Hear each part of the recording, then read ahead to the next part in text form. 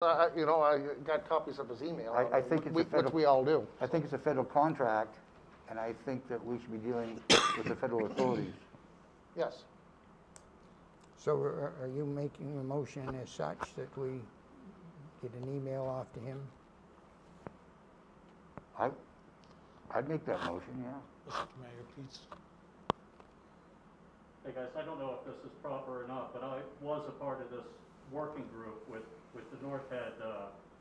I'm a stakeholder, or one of the stakeholders, as I live there, and you know, I wasn't planning on speaking tonight, but I think we missed a couple of things, and even if it's only for council to have an understanding as what North Head homeowners have kind of been dealing with this. So if as long as it's not, you know, something that's terribly offensive or anti-protocol, if I could take the podium for 1 second, I'd appreciate it. You can't say much in 1 second. I won't say much anyway. Take your time, we're not in a hurry. First, thanks David, thanks Greg for speaking, and this could very well be the last time I see some of you, for sure some of you here, so thank you guys for serving for the time you've served. I've appreciated everything that everybody's done. I think as a homeowner in North Head, and where we feel the most slighted is there was this notion that these letters were coming to homeowners, and this had apparently happened quite a long time ago. Now I live one house off the road, so there'd be a house dividing me. I'd sit behind that house, but in my opinion, reasonably close. And in fact, close enough that if there were in fact 50 letters that were delivered, I sure as heck hope that, you know, I would be privy to one. So as this working group developed with people right next door and people behind, nobody had gotten a letter. So if 50 letters went out, where did they go? I certainly didn't get one. I don't want to speak on behalf of anybody else, but if these were supposed to be hand-delivered letters, now, you know, I've heard rumors that they were delivered to fishermen, which I understand the fact that they are user groups of the wharf, but they're not homeowners in the area. I think another thing that we kind of brushed over or didn't pick up on when we were talking about is the holding pond that's going to be a part of this project. Are you guys aware? I know some of you are, but I don't know how aware of you others are. In short, my wife and I, we're not renting this summer. We kind of weighed everything out and made the decision not to rent. I don't feel like we had a lot of time to make this decision, but, you know, guests are fickle. That kind of, you know, the constant, and I believe that there's a rock crusher in the mix now. Like, this is all noisy. Now, we're not in a position which I've got to vacate my home when blasting occurs, but I do believe that the Compass Rose, as well as the Well House, they can't have people on premises when blasting occurs. And it's not that, you know, I've worked around the wharfs with the last blasting project. It wasn't that huge a deal, and I think this is a good project. I think it's a damn shame that it couldn't happen like starting the 19th of September, rather the beginning of a tourist season after a tourist season that's already been decimated in 2020 due to COVID. And here we're going into another season, and are they the only two restaurants we still have? I mean, this is kind of mind-boggling to me. So, you know, my frustration doesn't lie with anybody. It's a federal contract. I understand that. But something's been missed. I'm not saying it's intentional, but something's been missed. There was no letters. I mean, nobody got this stuff. And this is the response that this group has gotten from the project managers. So if you're putting your trust in the project manager at this point, I'd say hold on to your hat. And I'd say whoever, whether it be the new council or whoever's coming in to deal with this, really understand what you're dealing with. So anyway, that's all. Thank you guys. Thanks again for serving. Well, I think too, what people's got to realize, this isn't just a North Head thing. It takes in the whole island. So when we do, if we can get a meeting with the project manager from Small Craft Harbors, probably Corporal Stewart could set in on those meetings because it's gonna be an increase in traffic and whatnot. So, is this as far as you want to go with it now, or do you wanna? Well, Mr. Mayor, I think we need more information. We need it from both sides, I think. So are we gonna have a motion to get a letter off? Can I just add, please? Hello. Yes, yeah, there you are. Hi. I'd just like to add that you're going to get a hold of Small Craft Harbors and set up a meeting with them, but could we also have a meeting with community, with neighborhood prior to have their concerns to I put don't- forward to Small Craft when we have that meeting? Sure, I can't see why not. If I may ask, Mr. Mayor, Councilor Worthen, similar to what we had for a music Well, in the park yes. kind of venue kind of thing? 'Cause that was Something a- along that- those lines, but I just feel like we need community input Mhm. prior to this meeting, so that we have something to give them that's solid, instead of just letting them know what is going on with them. So, do we need a motion to that effect? I would think, Mr. Mayor, that it would be, two motions are required here. One, to have a public meeting similar to what we had for music in the park, which I think we all felt was fairly successful.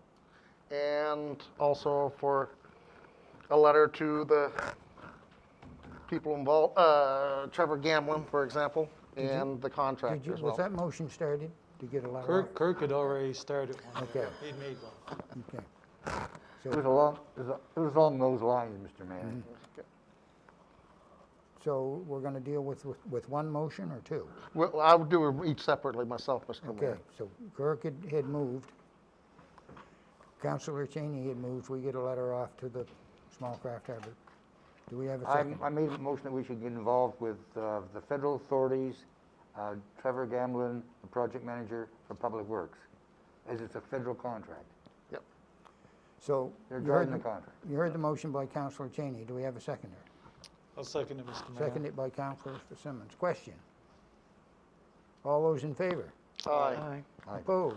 Motion carried. Now the second motion.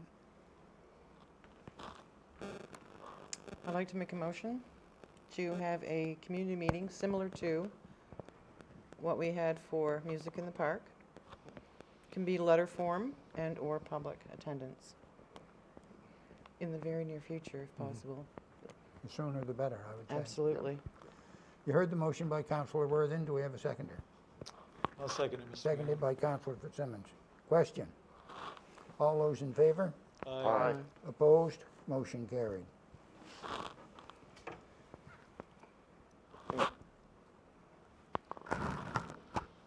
We have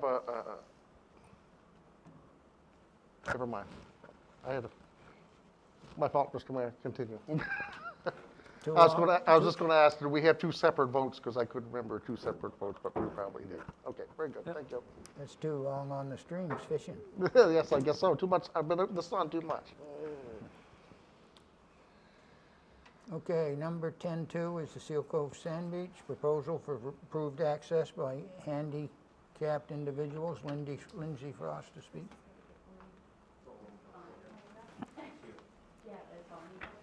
I thought this chair was Yes. fixed.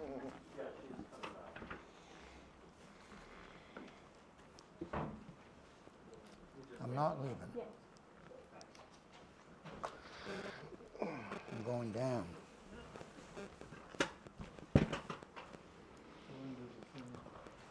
I thought Howard was gonna fix these.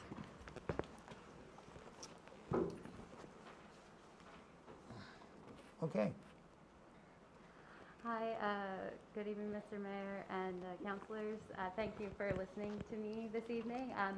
I'm here to present my proposal to improve the Sealcoat Beach accessibility. I think you all have the proposal and have read it, but I'll just reiterate the overview for everyone else watching. So as islanders, we are also fortunate to live in such a gorgeous place full of countless opportunities to experience nature and the outdoors. One of the most serene places on our island is undoubtedly the breathtaking Sealcoat Beach, a cherished destination for locals and tourists alike. As wonderful and popular as our beach is, there is one significant issue that has yet to be addressed. It is unfortunately not accessible to everyone. The approximately 50-foot patch of thick, hot, dry sand at the top of the beach is at best a deterrent and at worst an impassable barrier to individuals living with various mobility challenges. From simply being unsteady on your feet or afraid of falling to depending on mobility aids such as canes, walkers, or wheelchairs to get around, this portion of the beach prevents many people from being able to use the rest of the substantial, firm-packed sand. At 19.9%, Grand Manan seniors represent a significant portion of our island population. An additional 23% falling into the age range of 50 to 65 years old. That's information from the 2016 census. Combined, that makes nearly half of our community fall into age ranges associated with the highest incidence of mobility impairments nationally. I couldn't find data for the number of islanders with mobility impairments younger than the 50-plus range, but I did reach out to several people who I know of that have mobility impairments, and I did gather some more information and testimonials from them as well, if you're interested in hearing those. But there's people basically in every decade from school-age children to 30s, 40s, 50s, several people in their 60s who have not been able to use the beach at all, if ever, or in several years, and are very excited by the potential here with the mobility mats. So aside from making the beach accessible to everyone, it could also really make life a lot easier for all the several young families who go there with kids and strollers and have wagons full of supplies and all that. So the products are they're called Moby Mats is the name of the company, and they come in different dimensions and lengths. You have the quotes there, I think, at the back of the proposal on the cost. And the quotes are include taxes and shipping, and they are in US dollars. And so the mats, I spoke with the Cavendish Beach Provincial Park as well as the town of St. George, who both use this same product on their public beaches. And they keep the mats down from mid-June to, late May till mid-September. And they are the 5-foot wide mat that's 50 feet long is very doable with 1 to 2 adults. You roll it out there. You can get sand screws if you're concerned about the tide to secure them that way, or there's stakes that go in. I did go down on it was the 28th of April at high tide. It was a 27.6 foot tide, and then there was still about approximately, depending on where exactly the mat went, 8 feet between the high tide line and where the end of the mat would be, and that's still the firm packed sand. So really, I think tide, it would have to be like a lot of wind on a full tide to be even the least bit concerned about dislodging the mat. I spoke again with the company representative today, and she said that tide really shouldn't be an issue if we are concerned to go ahead with the sand screws as well for extra security. I also have got some feedback that vandalism might be a concern, and I do just want to say that vandalism is a risk of any public property, of course, and I totally understand that. But I do think with appropriate signage of explaining the use of the mats, or a wheelchair sign at the top of the mat, or even maybe a designated accessible parking spot, hopefully people would be respectful enough to just leave the mats be.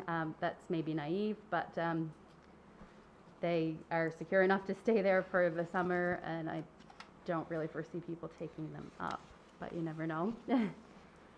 And I would just like to add that I started out with this idea with elderly people in mind as an option to take them out and get them out of the house this summer, and got thinking I could push a wheelchair down through that sand, but then in reality that would be very difficult.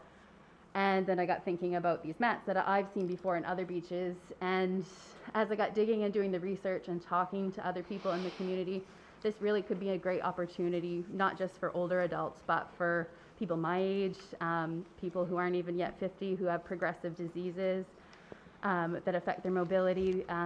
In fact, the day I was taking pictures of the high tide and where the water line was, someone with a progressive mobility disease was in her vehicle just sitting there, and we got talking, and I explained about the mats, and she lives 2 minutes away from the beach and can't get down on the sand, so she drives over to look at the water, as quite a few other people do that I've interviewed. And if these mats were there, at least for the summer, they could have the opportunity to actually get down and enjoy the beach, which I think would be incredible. Any questions? Yes, Mr. Mayor, I've spoke to Lindsay on this matter, and I did give her a little bit of feedback, and as sometimes we have to ask questions that we don't Of necessarily course. want to ask, or I hope I have the answers. or even hear sometimes, but as they should be. I have noticed that you spoke to Crystal Russell, for example. Yes, And she practically lives there. I mean, she does. So that would be, she has volunteered to kind of keep an eye on, as I understand. Yes, Crystal, I spoke with her. She keeps her summer place at the end of the very old wharf. She would be able to see the mats from her place, and she's very generously offered to keep an eye on them if there was any kind of issue with a vandal or the tide or anything, and occasionally sweep it if it needed to be, or to call me or whoever to let us know so we can check on that. So it will kind of have eyes on it for the season. And I also have a list of other volunteers who would be happy to help out in any way with keeping an eye, myself included. I wouldn't mind to roll it up if it needed to before a storm, which, to get to that point, PEI and Cavendish, they do roll their mat up before any winds, strong winds. The representative said that many of her East Coast clients in the U.S. roll it up for hurricane force winds. I didn't know exactly what that is in a number, but it sounds strong. And in St. George, they've put theirs out late last season at the end of summer, but they left theirs and didn't take it up at all. So I also did get some contact information if you guys do want that, to get in touch with some of the people I've spoken with. But I was reassured several times it's not a big deal to roll them up if you have a place to store them. And my dad offered to store it in his garage for the summer if it had to be rolled up for a storm here or there. I think As a- it's only as like option. 67, 68 pounds. No, Yeah, it's Yeah. 68 pounds rolled Yeah. up, and 2 adults can manage it easily, she said on the phone. And they're saltwater safe. A lot of places submerge them completely. Like I have a picture on my phone, but they have like concrete ramps, kind of like at Whale Cove that they had the mats on. She showed me for an example, and they stay submerged all the time, so they're saltwater resistant completely. And and the hardware's stainless steel too, I yes, understand. yeah, so and it'll I stand did salt also water. get another document that I can leave with you guys as well, about the sand screws, if that is something that you were interested in. They seem quite enormous, but if you were never intending to take it up, I think they might be something worth looking into. So I guess my concern would be, is it buggy proof?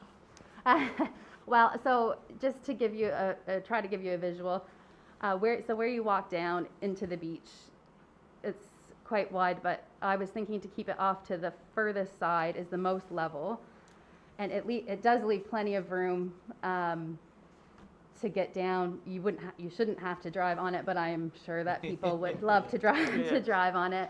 That's actually a question I didn't ask, but I can certainly send her off an email just to see what goes on there. I mean, I think to drive over, that would be an assumption, so I won't even go there, but I can ask her from the company Yeah, that question. if But you it's could. a very valid point for sure.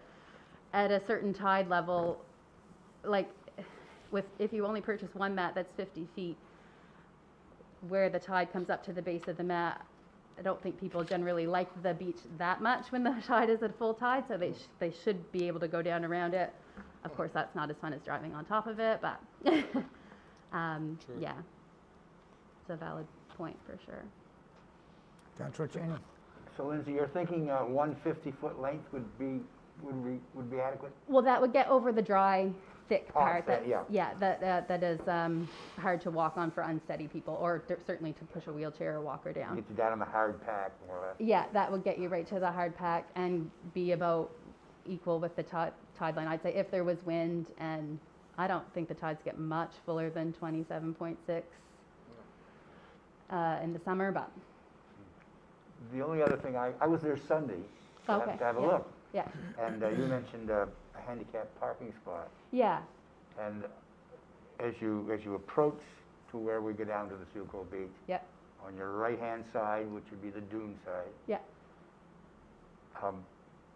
I'm thinking, wouldn't it be nice if there was a spot there designated for handicap? Yeah, absolutely. And then you could, it or would be a flat spot something to like- get to the top of the mat. Yeah, I don't think that's too environmentally unfriendly to have to happen, but it would really improve or augment what you're trying to do with your mat. Yeah, yeah, absolutely. And I think aside from that, I just think it's a really great chance to show our community that we value inclusivity for everyone. And even myself, like I said, initially going into it, I was thinking of elderly people and that was about it. But as I got digging and talking to people, it's like, oh wow, there's a lot more than just an older person who can't use this. There's children who can't come to the beach in the summer. And we do able-bodied people can tend to take stuff like that for granted, myself included, until I got talking to people. And I do have a brief letter that Joan Ingalls wrote that she did want me to share with you guys if you are interested in hearing it. I got some input from several people and I have little statements, but I don't know what you guys are interested in or what we have time for, but I can just imagine someone seeing the water, seeing the beach, but not being able to get there. yeah, exactly. And it's like we're literally talking about 50 feet of a material. It is a trial thing. Obviously, we've not done this before. I've seen them in other places. We have different tides. I understand that too. They are under warranty for 3 years, and she said that most people have used them with no problems for at least 5 years. So I think quite cost effective and certainly low maintenance to try. I mean, I understand there's risks involved for sure, but it could change some people's lives literally for a few months of the year. Sure. It seems better than nothing. Do you want to read Joan's letter? Or? Yeah, yeah. She asked me to share it with you guys if there was an opportunity. So, okay. So she wrote, Mayor Green and councillors, thank you for giving me an opportunity to be heard. I will be brief. I was diagnosed 7 years ago with a life-changing and incurable disease. The pain of the disease is beyond words, but nothing can compare with the emotional toll this has had on me. During the first few years, it became necessary to give up so much of what I loved doing until there was very little left. One of the hardest things of all was the day I realized I would never be able to go to the beach again. Such a simple thing, but as I'm sure you can all agree, it's a vital part of who we are as islanders. The sea and the shores have shaped who we are over generations. Imagine, if you can, what it would be like if you knew you would never feel the sand beneath your feet again. People with disabilities are capable of so much, and they really just want to be as independent and healthy as they can manage. If this proposal is passed, then once more I will be able to experience a piece of island life that I no longer can. However, it isn't just about me or others who are seriously disabled. How many people do you know who have issues with hips or knees, balance, or are just too unsteady on their feet? What a treat it would be for our older people as well to get out and walk the beaches without a fear of falling. Okay. I just have two questions. Yep. One, I noticed the folks are FOB New Jersey. Is there a price, so that means delivered to New Jersey is the price, or is this the price delivered to Birmingham? To Gramanan. Okay, Yep. just wanted to make sure. And, I mean, I think it's a really great idea. The only thing that I think we should maybe do our due diligence on is about the high water. I think we're okay, but it might not hurt just to check with CFO and make sure we're not gonna run into any environmental type of question mark. Like I said, I think about high water we're fine, but before we put it down there and end up in a mess. And be my only other comment. Yeah, Just absolutely. yeah. The material is, trying to find my page here. Is that what you mean material-wise, or just Just like if it got taken out to sea or something? Anytime you do some sort of project near the high water mark, you generally need to have a sign off. Oh, okay, yeah, So above it, I think we're okay, but just so that we're. yep, we're covered. absolutely. Yep. Mr. Mayor, I appreciate the question, and I'm sure St. George or these other places in PEI have dealt with something, asked that question themselves and dealt with that. I will make a motion that that upon making sure that this meets environmental, the question that was just raised by Councilor Morris, that we, after getting the approval of that we go with the 50-foot by 5-foot version and try that for the summer of 2021. There is a motion by Deputy Mayor Sturgeon. Do we have a seconder? I'll second. Seconded by Councilor Morris. Question? I'm just wondering, what budget line item we'll be looking at that? It's gonna be a rec budget, it's gonna be, just miscellaneous. It's not a lot, but it's just a question, how would we slot that in? Madam Treasurer? I mean, I'm sure there's money there. You guys can just take it out of, we can figure that when we get the bill. But you're saying there's probably somewhere we can find that, Oh, yeah. just saying. Yep. All those in favor? Aye. Opposed? Motion carried. We have a letter from Jennifer Neves, Music in the Park.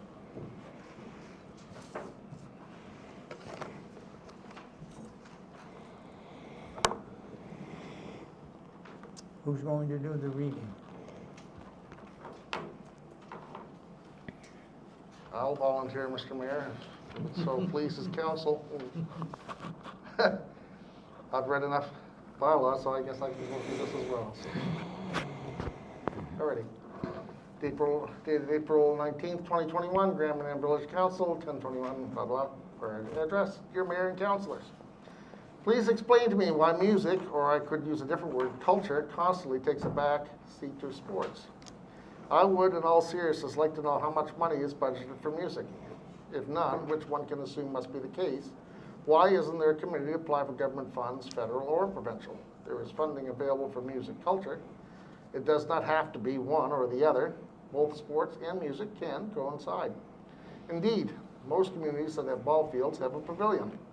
I ask that you do not take this letter as anti-sports, because I believe organized sports is a wonderful pastime, and exercise is healthy for our bodies and our minds. So please, do not mistake my support for the PROS project as anti-sports. With the idea plan for music in the park, suddenly we were inundated with rules and regulations, the what-ifs of the demon liquor and scary rowdies associated with music. I'm rather amazed by the perceived threat of the dangers that are involved in a concert in a park. The community rallied around the vision of a hockey arena, millions of dollars raised to build it, support it, and there it sits. 6 months of the year, empty and unused. What arguments were made concerning the waste of money, in brackets, for an empty arena 6 months of the year? It's been a poorly guarded secret of the bullying that takes place in the locker rooms, not to mention the actual violence on the ice. No one is arguing that hockey should not be played. The hurt feelings of the kid who isn't quite measuring up to the expectations of their skilled peers, or the wounded pride of parents whose kids sit bench warming, hey, that's life. Sports teach you who belongs on a team and who the team wishes would stay home. These attitudes carry over to basketball, mini ball, and baseball, but that's passed over for the greater good because inclusion is an idea, not necessarily a reality. The last ball game I attended was a men's baseball game in Sealcove. Beers being drank in the dugouts, which could partially explain the brawl that happened with opposing team members, in brackets though from the same family, screaming and cursing in each other's faces and shoving while cooler heads kept them apart. Did the umpire walk off the field that game? The most beautiful ball field on the island, Castelia. Ever drive by there when there's a ball game? Cars lined up on both sides of the road, almost always at boat traffic time. And of this, I'm sure, everybody knows it's an accident waiting to happen. But yet, ball games still go on as they should. Pickleball shouldn't be inside only. Let's build outside courts. The village and the Rotary support it, and here we are with beautiful pickleball courts. If people have a vision, it gets done, and this is a wonderful thing. Not too long ago, an article in the paper featured a 10-year-old who asked or dreamt of a skateboard park. Not sure how many of the community skateboarded, but let's get behind this young dreamer, and we should. There seems to be an unconscious agreement that there is no budget, no funds, or money available for the sport of music in the community, let alone music in the park. How many musicians are on our island? Singers, drummers, guitarists, pianists. Which events like Rotary Festival, Variety Show, or the school bandstand should give you a good idea of all the talent we have. The attendance of these popular events should give you an idea of the community, support, and enjoyment of these events. Music in the park could display those talented musicians or host guests from the mainland, different musicians, different genre, country, folk, rock, gospel music. I can only imagine the greater good for our community. There are towns all over New Brunswick, all over Canada, that have pavilions used for music. These town budgets for musical events throughout the summer. Peterborough has 2 free concerts weekly, 7 to 10 p.m., all summer long. We don't have the population of this town, but we do have an organized committee with a vision that I feel needs financial and local support. I would ask the village council and mayor to search their conscience. What is it we do as a community to support culture, to support music? There are voices that would be a true pleasure to listen to. The concept of music in the park is important, and the community needs the will of our elected officials to implement this. We can all agree, that sports versus music, sports has the advantage of a very uneven playing field. It's music that pumps up the athletes and driving home from the game. It's music we listen to. Music is the universal language of mankind. Please move forward, dot the I's, cross the T's, but do move forward on the concept of music for our community. Sincerely, Jennifer Neves.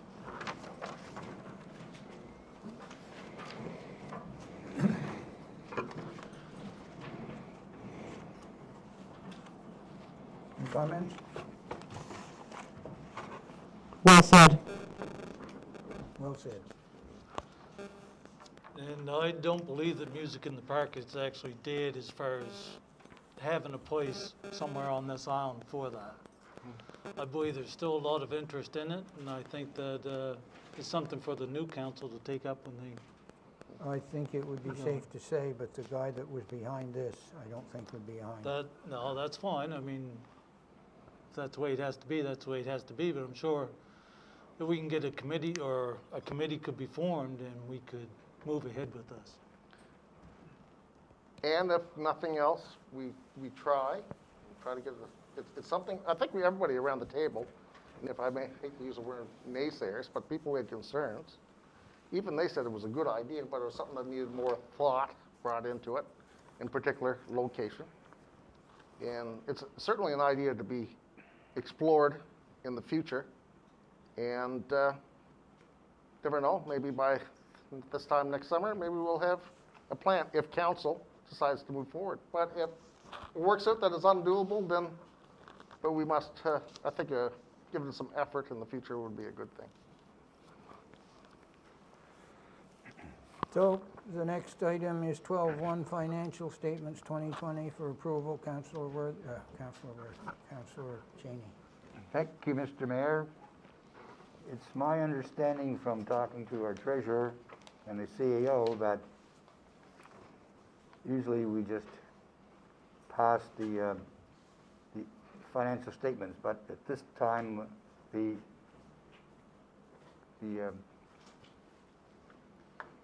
group that prepared this for us has asked us to approve the draft and then move forward to a final one. So I got a package here. It's a 24-page report. I'm not going to read it. But I did notice on page 20, councillors' resolutions for transfers to and from reserve funds were mentioned. That was, you picked up on that. And I guess that Amy's involved with sending those things from our council meetings and forward. So they picked up on that. On page 23, it's interesting to note that the policing costs from 2019, $647,070 was up to $667,500 $363 in 2020. Now that's probably 30% of our village budget of $2 odd million. The CPA, Canadian Professional Accountants, have just a overview here and an opinion. We have audited the accompanying financial statements of the village of Grand Manan, the village, which comprise of the statement of financial position as of December 31st, 2020, and the statements of operations, change in net assets and cash flows for the year, then added a summary of significant accounting policies and other explanatory information. In our opinion, the financial statements present fairly, in all material respects, the financial position of the village as of December 31st, 2020, and the results of its operations and change in net assets and its cash flows for the year then ended in accordance with Canadian public sector accounting standards. Now this is from Beers Neal, our chartered professional accountants. I have no reason to doubt that, and I would move that the audited financial statements of Grand Manan, Village of Grand Manan, draft of December 31st, 2020, be accepted. You heard the motion by Councillor Cheney. Do we have a seconder? Seconded by Councillor Morris. Question? All those in favor? Aye. Opposed? Motion carried. Proposed skateboard park, Councillor Fitzsimmons. Thank you, Mr. Mayor. If I could, I'd like to bring up our rec director to fill us in on the details, and I believe he has a guest with him tonight.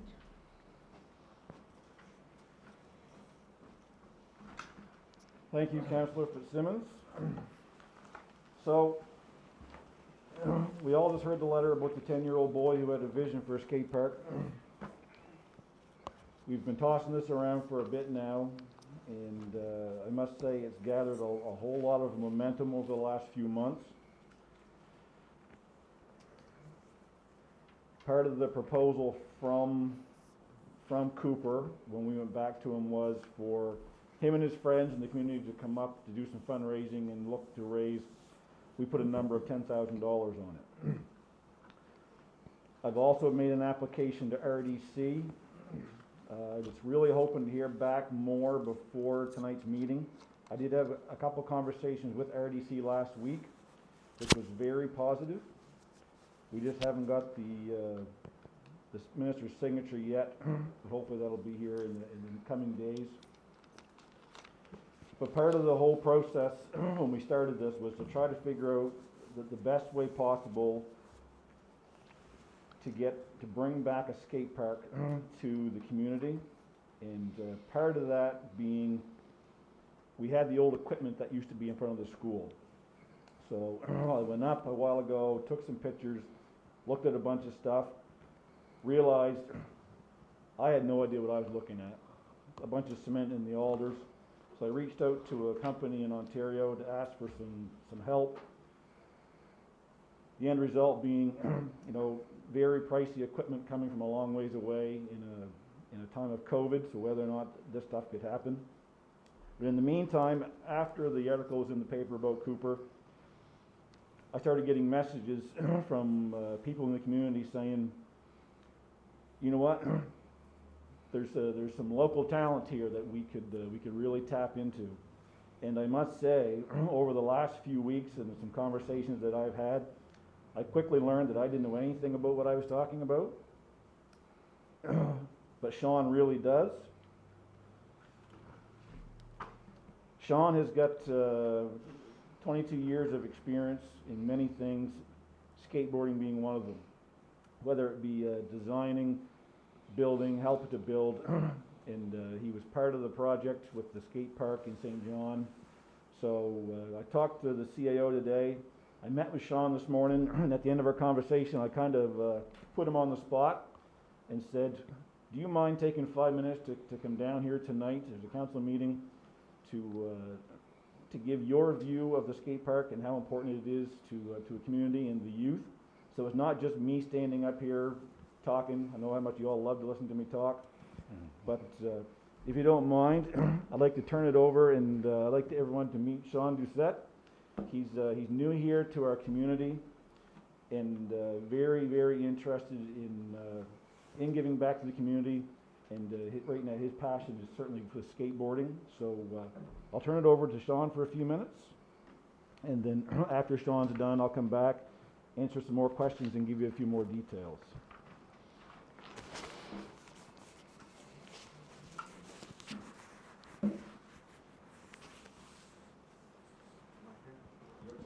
Good evening. Good evening. As he said, my name is Sean Doucette. I moved here. I am partners with Kristen, Kristen Monroe, who is Mike Monroe, who owns the new owner of the pharmacy's brother. And I got my notes here on my iPad. Thanks so much for having me speak, and also thank you to everyone that's given us a warm welcome to the island as well. We really appreciate it. We're really happy to be here. I spent a few years here fishing, fell in love with the place.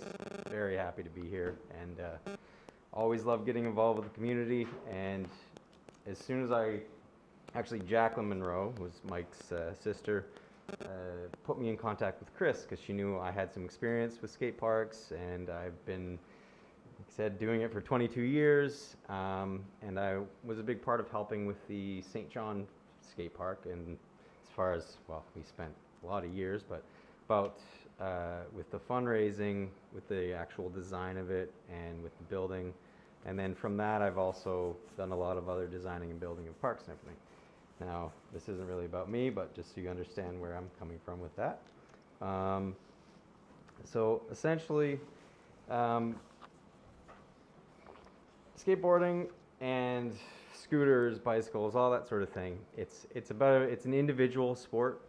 You know, the kids have team sports, and those are great. They're wonderful. Nothing against those. They're awesome to do. Some kids don't want to do that, and a lot of kids need an outlet. Something like skateboarding or scootering or bicycles gives them an opportunity to really kind of have their own thing they can focus on, to put their energy into, to kind of keep them out of trouble. And I can attest to how many times when I was younger, I was having a hard time, or I was going through something, and I was able to go to somewhere that was made for me to do something like that. And instead of going out drinking or finding drugs or doing something to, let loose, I have something to get my energy out like that. So it was really, I found that was very important. So essentially, I know we had a skate park here before, and a lot of communities have the best intentions and build skate parks for people. And sometimes they'll end up having either outdated plans, or it was a contractor that may have not known exactly what they were doing built it, or just there wasn't much forethought in the actual operation of it. So what ends up happening, say you have something that's, try to keep this short, not explain too much. So if you have something that doesn't flow properly, or is larger, or something that a kid can come in and they look at it and goes, oh, this is kind of scary, I can't quite do this, and I don't really have anywhere to get up to this. Now you have some people with God-given talents that can come and they're flying around and they're doing great on these things. But what ends up happening is you'll have the people that go to these places. There's some that are great, they're going to be good right away, and others, they go and they have this drive, they want to do these sports and they're really excited. What ends up happening is they don't have the right facility to actually do that, so and to be able to progress. So they maybe get a little discouraged, but they already made the decision, I want to be a skateboarder or a scooter or a bicycle, so they end up hanging out around that area. So they still need a little bit of an outlet, and a lot of times some of those people end up hanging around the skate park, drinking, doing drugs, and that sort of thing. And it ends up being something that, because they didn't progress and they didn't have the right facility, that ends up happening, those places end up becoming like a kind of a hub for that. But if you build something that has, you know, proper progression and also has somebody maybe like myself or anybody that's a little bit experienced to kind of be a bit of a role model to some younger generation, to help them learn, to help them progress, get them doing their thing. So essentially, I was really happy that that Cooper was all for doing this and really helped spark something like this. And I didn't want to come in as a know-it-all by any means, and I'm also in a new community, and definitely didn't want to make my presence as known as this, but I just really wanted to help the community and give whatever I can. But essentially, there's a few things that are really important about skate parks, or just anything like that. Like I said, the individual sport, you know, there's not really any discrimination. Age doesn't matter, skill level doesn't matter, gender, color, demographic. Like I've seen kids that have been brought up in abusive homes with parents that have substance abuse problems become best friends with somebody whose parents loving home and they're wealthy, you know, wealthy people, and those kids become best friends, and there's no real cliquey type of, you know, situation to keep that kind of separates kids, and it's just a very encouraging community. A lot of people that don't understand it see the crazy kids jumping downstairs, causing problems, getting in fights with security guards, drinking, all that sort of stuff. That's kind of out there in the public, but the real important part of it is that sense of internal community that these kids have, and a outlet to go to and have. You can go in and you have to hyper focus so much on some of these tasks that you don't need to have something like drugs or alcohol or anything to really, you know, get you out of a problem situation or anything like that. But I don't know. In conclusion, I do know. So essentially, in conclusion, I definitely believe it's very beneficial to have something like this in the community, from kids and adults alike.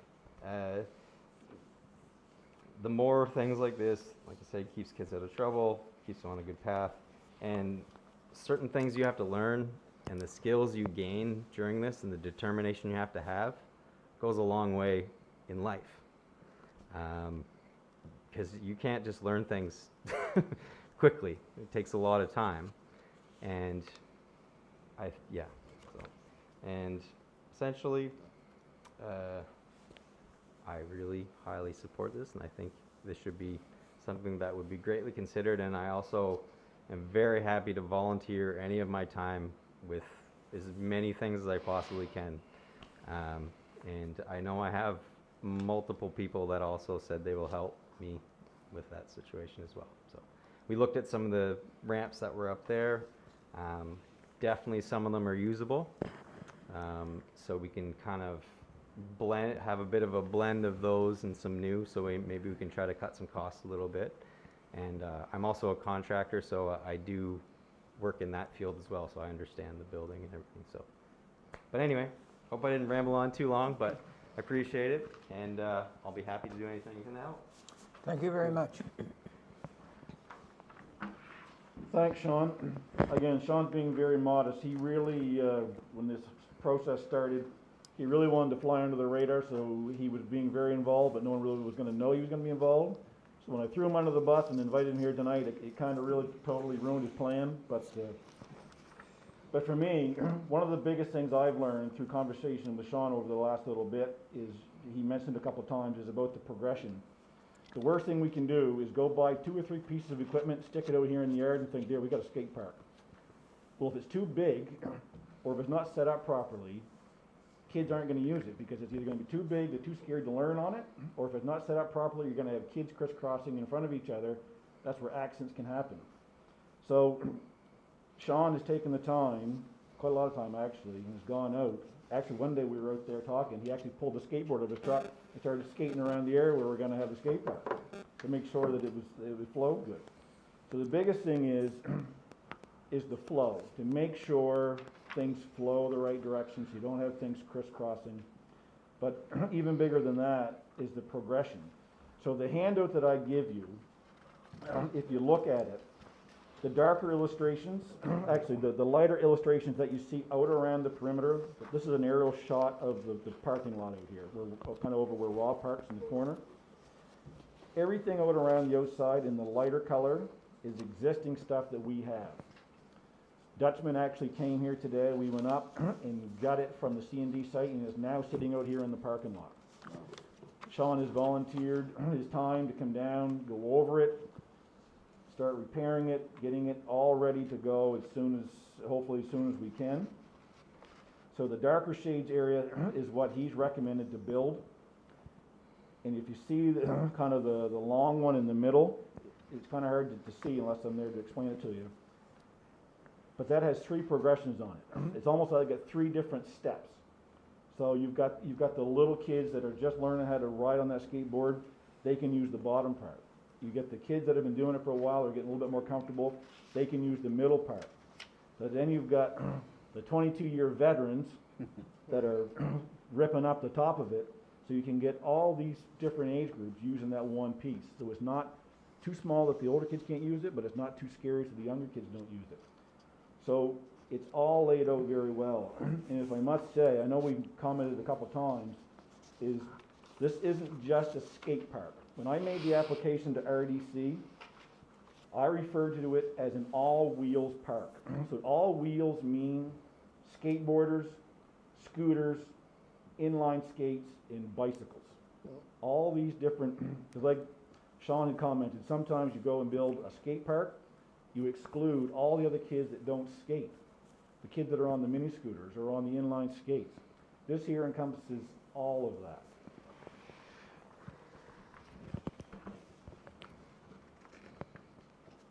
So the darker highlighted areas are new pieces that we're recommending that we put there. And these pieces pretty much at this point is all stuff that Sean and his group of volunteers have pretty much volunteered to build for us. We're in the process of working out some details. I don't really want to say anything. Anyone that wants to know a bit more about it, I don't mind sharing with you after the meeting. But until the I's are dotted and the T's are crossed, I don't really want to bring that up tonight. So these pieces would be made out of lumber with special material that goes on the top to finish it off. So just to give you kind of an idea, the very top picture is the half pipe. That's kind of the signature piece to the skate park. The quote that we had from Ontario was for an 8-foot wide half pipe that came with the price of $44,000. If you look on page 2 of the handout that I gave you, we now have a 20-foot wide skate park, almost 3 times as wide, including 2 different ramps on the ends, so you can transition up onto them and down off of them. Sean's best guess with all the material that he's priced out, including a 15% contingency in case we all know the price of building materials is going through the roof daily. His cost estimate is $14,000. So, right now my application to RDC was for $84,000, which to make up that $84,000, we've asked the kids to fundraise 10. It looks like we're in the running for the Protestant Orphanage Group for an additional 8 to 10. My initial thing was to have the municipality invest up to 20 as well. With that, RDC would match each dollar, so that $40,000 would give us an additional $40,000 for a total of $80,000. So, where we are tonight is not knowing all the details about what it's going to cost. If we go the route that Sean and I have been talking about with building things here locally, with local material, with local help, we could potentially save at least 50% on that total cost, which was estimated at about 84,000. So that's pretty much it in a nutshell. I know it's been quite a lot, but if anyone has any questions, I'd certainly like to answer them. Question, Chris, in particular about the Protestant Fund, which I was talking to Alan Dickerson, who's kind of head of this thing. Do you need a motion from council to apply for that, or have you already done that, or? I haven't done that. Like you and I spoke the other day, their next round for funding application is until August. Yep. So hopefully by that time, this will all be kind of straightened out, so as soon as that round of funding opens up, we'll be able to make the application. I haven't made it yet, mainly because I didn't have an approval for council to go forward, so I didn't want to make an application, end up having to go back and say, sorry, we didn't really need that, we didn't get through, and so I thought I'd just wait. Good.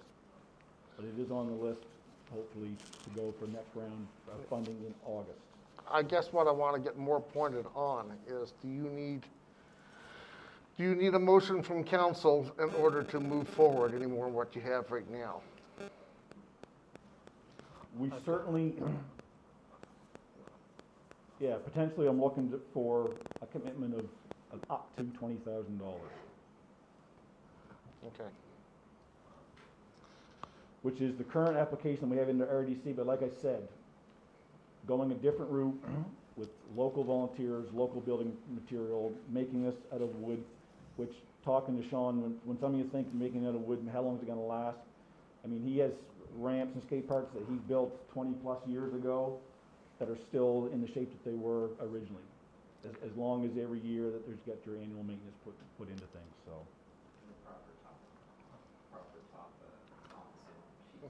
The composite sheeting that goes on the top.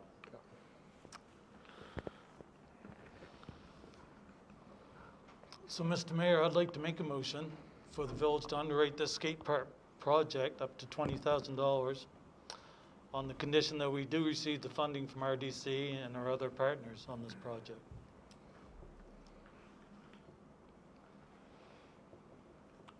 You heard the motion by Councillor Fitzsimmons. Do you have a seconder? I'll second that, Mr. Mayor. Seconded by Deputy Mayor Sturgeon. Question?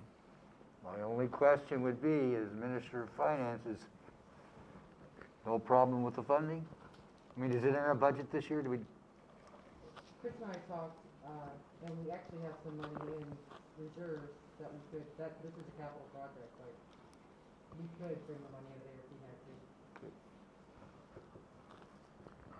When we say up to 20, depending on what happens, if we can save 50% of what the initial cost was looking like, it may only be 10. Yep. It may be, I mean, who knows? We may get material donated, so it may be 5. It may, we don't really know, but up to 20 will certainly cover the worst case scenario with what was proposed. We don't have to spend 20,000, but we're allowing for it in case. Yep. Well, you're on a roll. For sure. We're not in conflict with an expenditure of that amount?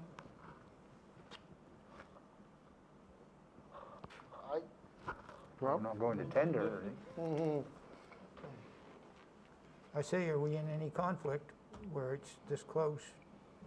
No, you're supposed to put authority until That isn't the way I read it, but okay. Yep. All those in favor? Aye. Opposed? Motion carried. Thank you very much. You want me to stay here and give my rep report? Is that next? Look, you got me for the next half hour. this 5 minutes that you promised him to come down, it's turned into more of an hour, an hour and a half here. I'm all right. This is what's gonna happen. We'll see his dedication. Yeah. It's island time. Yeah, okay. I'm cool with it. Are you good with that, Mr. Mayor? Oh, sure. Okay. Well, the skate park was the majority of my report anyway, but just I wanted to touch on where we are with the ball fields. We knew that the Sealcove Playground was coming up very shortly, so our goal was to try to get one of the fields usable before we got tied up with the skate park or with the Sealcove Playground. So we went through and we seeded and fertilized the outfield on both fields, Victoria Park and Castalia. We took our new groomer and done both infields as well. We decompact, which breaks up that hard infield, also helps with the drying. Victoria Park is still really wet, but we were able to get Castalia dried up enough that we were able to come back in with our groomer to level things out, compact it back down, get the bases installed. So Castalia is good to go. I believe the teams were looking to start in Castalia this week, which is good. The users at Victoria Park are still looking at somewhere towards the middle or the end of May, which is probably good because that's still quite wet. But as soon as that's fit to get on, we will certainly get that ready for them to use. Hopefully by that time the playground will be completed. So with the playground, we started the Sealcove Playground last Tuesday. For a couple of days, it didn't look like there was a whole lot going on. It takes a lot of time to get the layout and the measurements right, to dig a lot of holes, to get things where they're supposed to go.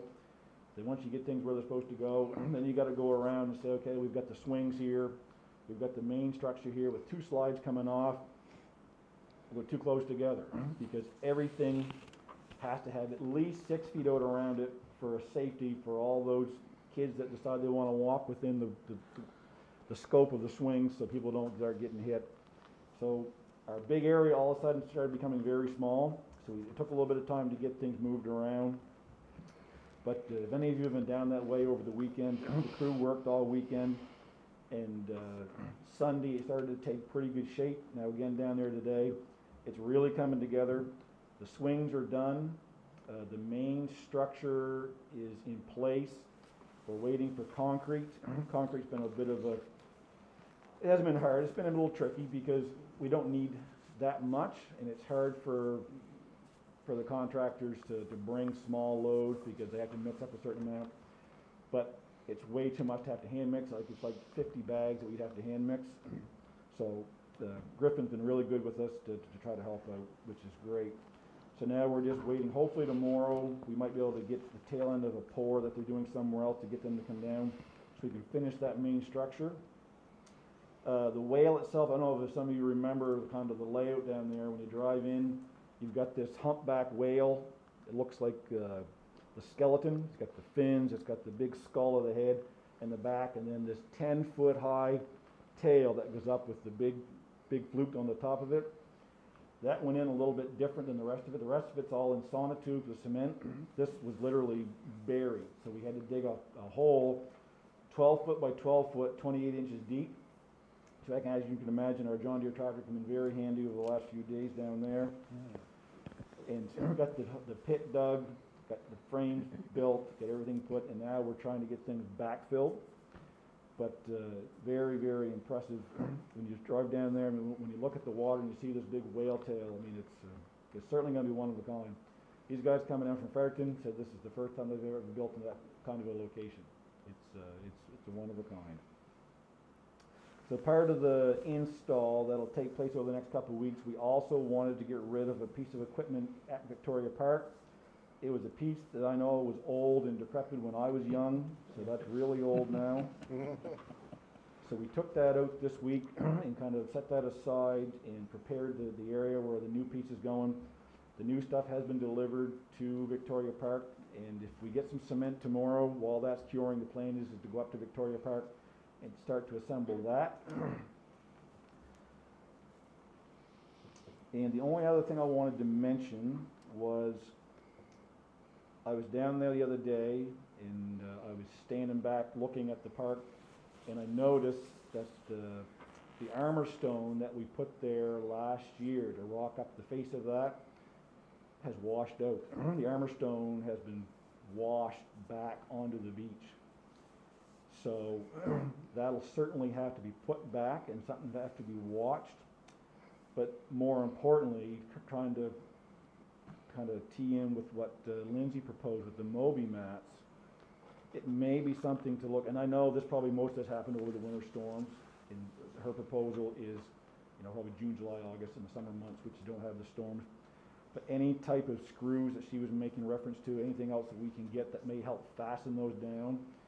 It really, everything's shifting there all the time. There's been a huge change in the sand in front of that seawall from where it started to, it's almost building a ramp, which is kind of a little bit concerning, but hopefully that'll stay. But Lindsay's provide the Deputy Mayor Sturgeon showed me the proposal. I read it over. It's a great proposal. And rec staff, we don't mind at all putting that out the first of the year, taking it back up at the end of the year and storing it in one of our facilities that we have at the pool in the shed or something like that, whatever we can do to help out. But I think it may be worth looking into the anchor systems for that, Matt, because that St. George, Charlotte County, or Charlottetown, sorry, PEI, they don't have the Bay of Fundy. But anyway, anything we can do to help secure that down, I think it's a great idea. And I was looking when she was talking, and it did mention, I know Councillor Fitzsimmons asked the question, and it did say on her thing that Moby Mat rec path, portable and removable rollout access pathways for pedestrians, wheelchair users, strollers, bicycles, and ATVs. Well, they'll get a workout. So that's it for me. Any questions? Let me stay here a little longer. I mean, Are you on overtime? I don't get overtime. Only the girls get overtime.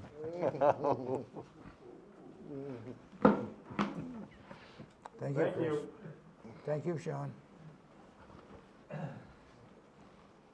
When we were getting a dentist, we didn't realize that we were getting an extended family, but we really appreciate it. Yeah, the whole lot of us came over.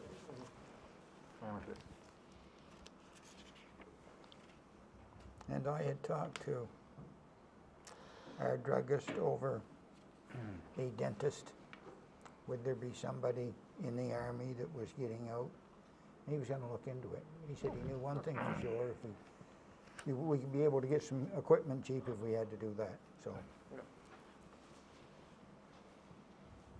14, approval to pay the following invoice. General Operating Fund, Beers Neals, year end 2020, $5,750.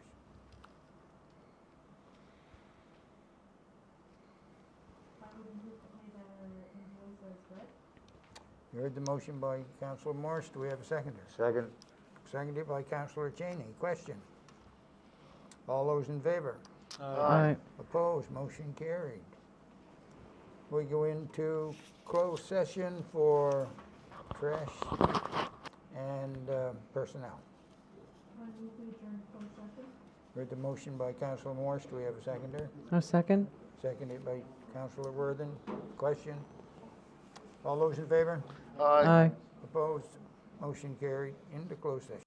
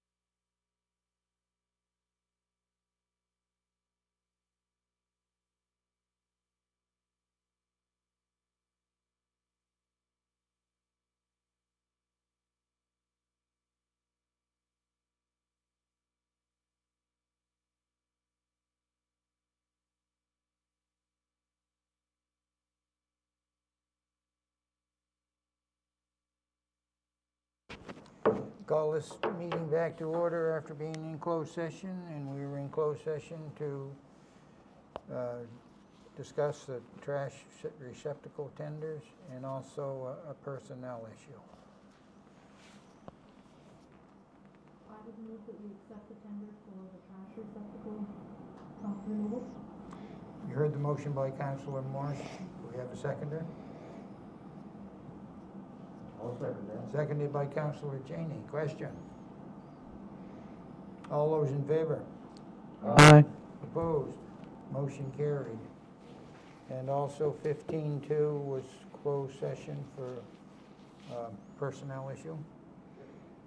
Mr. Mayor, I'll make a motion that we go through the hiring of a new clerk with a 6-month probationary period, as we were instructed by the province on how to proceed at this time. You heard the motion by Deputy Mayor Sturgeon. Do we have a seconder? I'll second. Seconded by Councillor Fitzsimmons. Question? All those in favor? Aye. Opposed? Motion carried. So we can't say when the next regular council meeting is? Should be the 7th. First one in June. That's, But if the new council is being sworn in on the 7th? Yeah, that's for the 14th, Mr. Mayor. Well, I think that's just something that we should leave until we know what's going on. Sure. That's not very hard for the clerk to send out an email that it is going to be the 7th, or it's going to be the 14th, or whatever. These are uncertain times, Mr. Mayor. Yeah, because we still don't know what, Those are I true. know if we were in Nova Scotia, it would be a different thing, I guess.